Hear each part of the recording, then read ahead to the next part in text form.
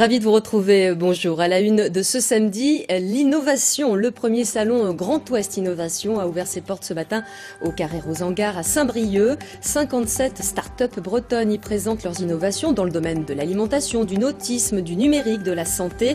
Nous en parlerons avec l'organisateur Jean-Charles Minier. En ce samedi, le port du Légué à Saint-Brieuc accueille le premier salon des start-up de l'ouest de la France, le salon Grand Ouest Innovation.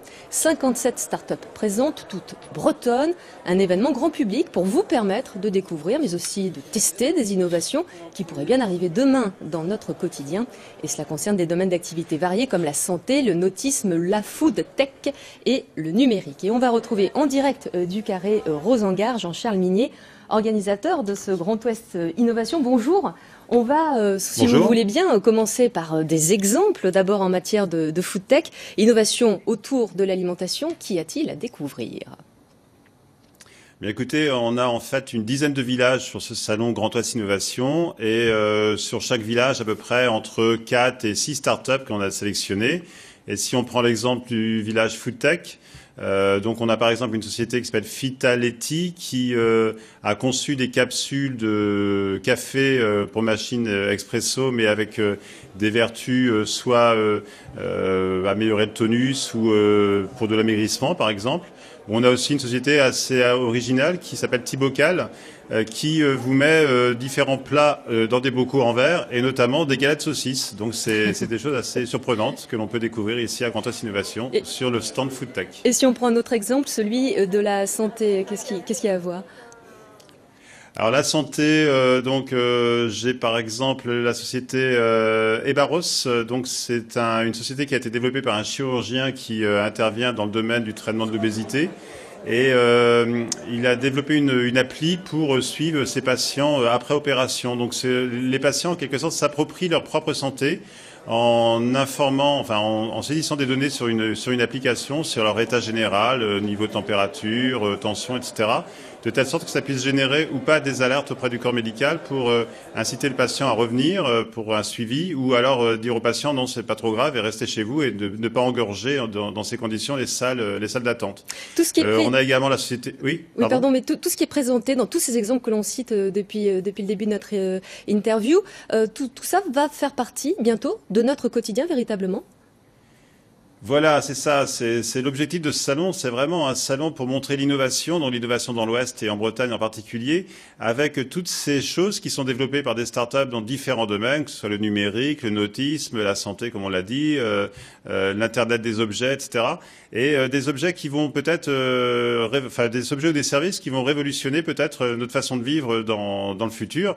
Imaginez, il y a 15-20 ans, lorsqu'on vous aurait dit l'impact qu'aurait Internet sur notre vie au quotidien, personne ne vous croirait vraiment, et puis c'est une réalité. Donc effectivement, c'est ce genre de choses que l'on peut découvrir ici à Saint-Brieuc aujourd'hui. Plein d'entreprises bretonnes qui ont des idées, qui ont des savoir-faire. Est-ce pour autant facile de nos jours de développer, trouver des débouchés pour toutes ces idées ? Eh bien écoutez, ça c'est le propre de la création d'entreprise, c'est de trouver son marché. Alors c'est vrai que là on est sur des solutions innovantes qui doivent toujours faire ce qu'on appelle la preuve du concept. Donc c'est effectivement dans l'entrepreneuriat il y a un risque. Les personnes qui développent ces startups croient vraiment à ce qu'elles proposent. Après il y a toute la campagne de communication qui doit se mettre en place et puis bien évidemment trouver le consommateur final puisque la startup elle ne pourra vivre que si elle génère du chiffre d'affaires.